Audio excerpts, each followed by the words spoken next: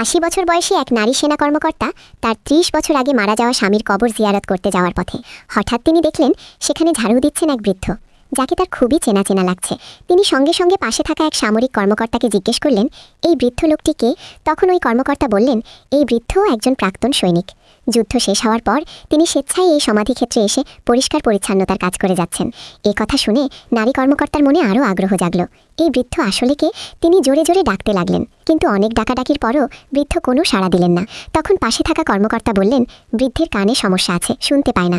এ কথা শুনে নারী কর্মকর্তা এগিয়ে গিয়ে তার কাঁধে হালকা হাত দিলেন।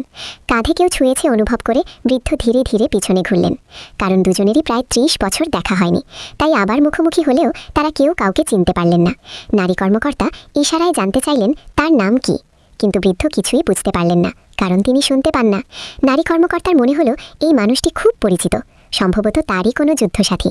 তাই তিনি একটি খাতা বের করে তাতে প্রশ্ন লিখে জিজ্ঞেস করলেন, আপনার নাম কি? লেখাটা পড়ার পর বৃদ্ধ ধীরে ধীরে নিজের পকেট থেকে তার সেনাবাহিনীতে যোগদানের পুরনো সনদ বের করলেন। সেখানে লেখা ছিল, আমার নাম জি ইংতিয়ান, আমি ১৯২৫ সালের দলের সদস্য। এই কথা শোনা মাত্র নারী কর্মকর্তার মুখের রং বদলে গেল, কারণ এই বৃদ্ধ আর কেউ নন, তিনি তার সেই স্বামী, যাকে তিনি ৩০ বছর আগে মারা গেছেন বলে ভেবেছিলেন। তার চোখের সামনে ভেসে উঠল স্বামীর যৌবনের চেহারা। তিনি কল্পনাও করতে পারেননি তার স্বামী এখনও বেঁচে আছেন।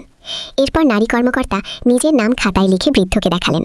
নামটা দেখা মাত্র বৃদ্ধ অবাক হয়ে জায়গাতেই স্থির হয়ে গেলেন। তার মনেও ভেসে উঠল স্ত্রীর তরুণ বয়সের স্মৃতি।